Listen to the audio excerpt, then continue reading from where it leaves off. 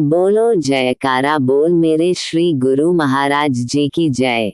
10 सितंबर 2025 परमहंस अद्वैत मत श्री श्री 108 श्री स्वामी स्वरूप आनंद जी महाराज। सौजन्य लेखक तथा प्रकाशक Shri Paramhans Advait Mat publication society Shri Anandpur. Compiled by स्कडेवान। आज का पाठ आगे पेज 201 से 203 तक। सत्संग पंजाब में जो जिस देश का वासी हो उसके अधिकार में जो कुछ होगा वो वही वस्तु ही किसी को प्रदान कर सकता है।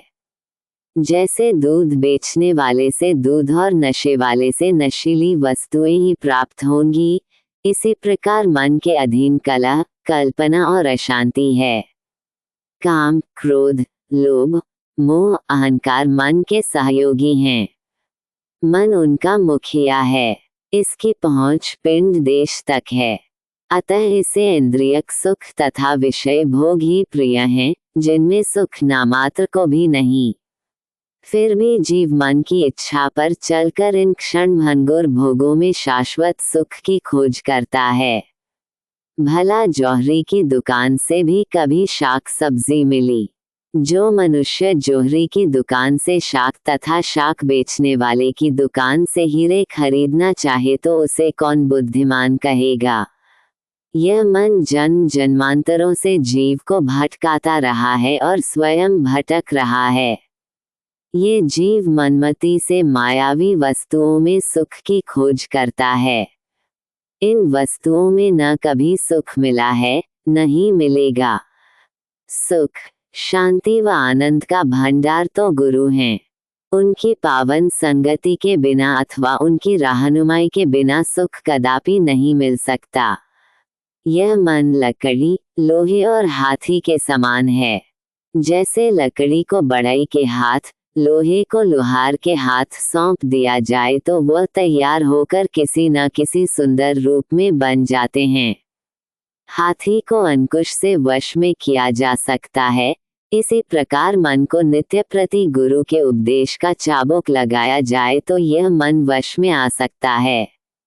मन तो बार बार जीव को धोखे में डालने का यत्न करता है। जब तक इसका वश चलता है तब तक यह अपने पंजे से जीव को निकलने नहीं देता।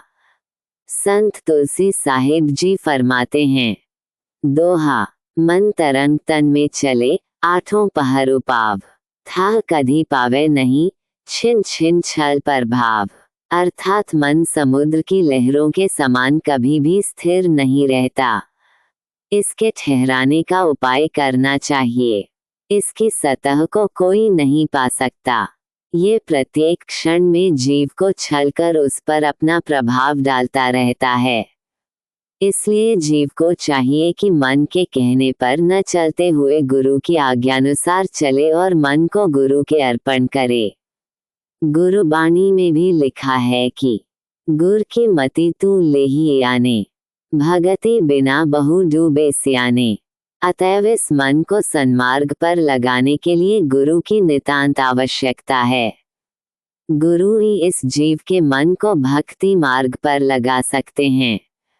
सभी संत महापुरुषों ने इस मन को वश में करने का एक ही ढंग बताया है।